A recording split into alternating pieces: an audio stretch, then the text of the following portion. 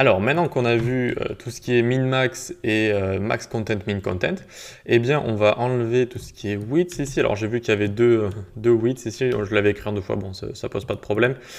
Du coup, bon, on enlève les widths. On va ici aller dans Grid Template Columns et on va voir les dernières petites propriétés qui sont autofill et autofit.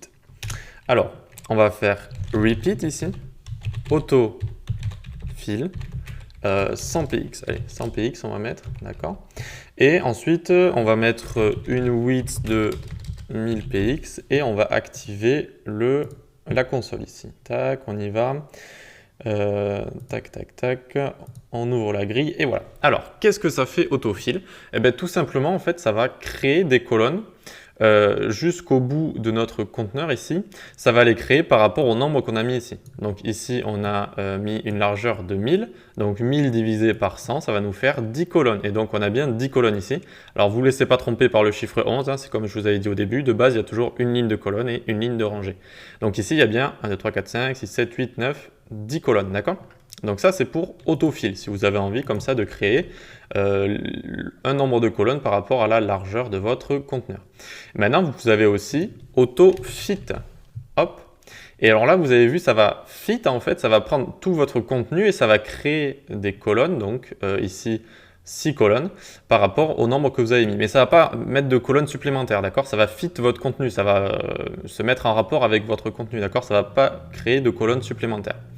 Et donc, ceci étant, on va pouvoir du coup faire du responsive en alliant min-max ici. On va mettre, combien on va mettre? On va mettre 150 px et 1fr.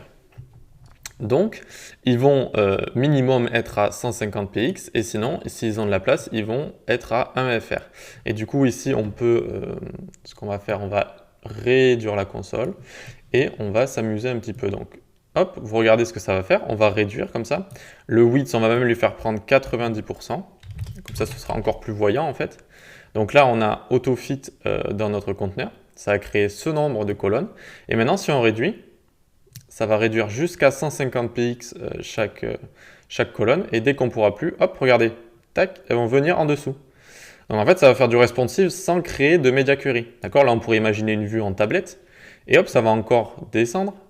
Et à la fin, on pourrait même imaginer une vue en portable ici, d'accord? Avec les colonnes les unes au-dessus des autres, comme ça, avec finalement plus qu'une colonne encore, d'accord? Et voilà, donc ça va être autofit lié à min-max et ça va permettre de faire du responsive assez facilement sans écrire de media query et de manière assez rapide. Donc. Et donc ici, ensuite, vous avez vu, on va exagérer, on va mettre 250 px là. Voilà, hop. Et du coup, on va commencer à réduire. Et vous voyez que là, les grilles implicites entrent en jeu. D'accord? Il y a les grilles explicites qu'on a dit, on en voulait deux. Et maintenant, donc, imaginons on veut du responsive. Et vous voyez, en dessous, ça va créer des grilles implicites. D'accord? Elles sont plus petites. Et vous savez du coup maintenant comment on peut faire. On va faire ici grid auto rows. Alors, grid auto row. Et on va le dire que les grilles, elles prennent la même taille finalement que les grilles normales. Et du coup, maintenant, quand on va faire du responsive, si vous voulez, quand on va descendre en dessous, là, donc là, c'est les deux grilles explicites. Et là, donc, on va créer des grilles implicites qui auront exactement la même taille. Et du coup, ce sera cohérent, pardon.